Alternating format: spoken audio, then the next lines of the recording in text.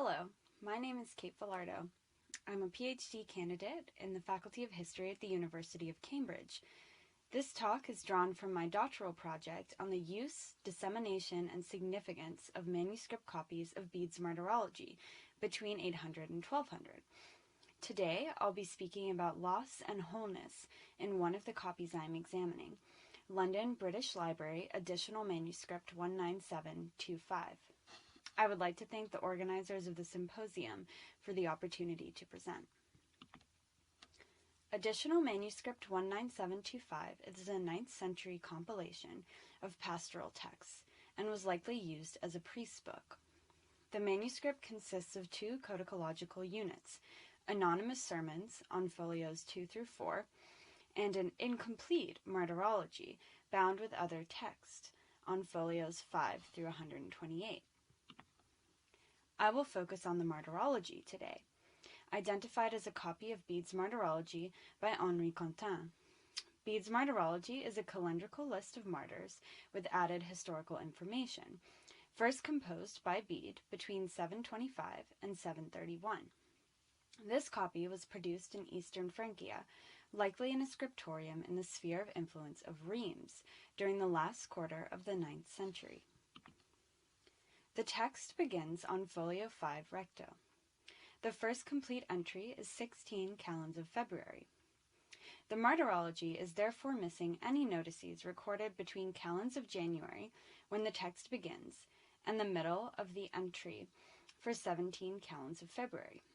So, in one sense, the manuscript witnesses a material and textual loss which could have taken place before the 2 codicological units were bound together in the late 9th century.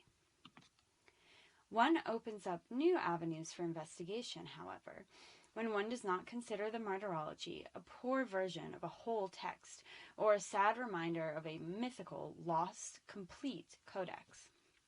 Rather, quote, we can move beyond looking at fragments as evidence of a prior whole, now scattered and lost, and start considering the fragment as an historical object in its own right, capable of serving as more than a second-class manuscript. End quote.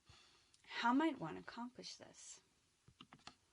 In my doctoral project, I examined traces of use within manuscript copies of Bede's Martyrology in order to determine the significance of the text to early medieval religious culture.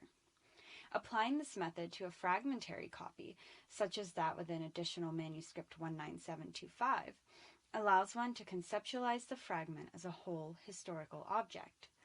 Within this fragmentary copy, the presentation of the text, interventions such as marginal additions, and the text with which it is bound allow one to determine its probable roles within religious practice and how these may have shifted over time.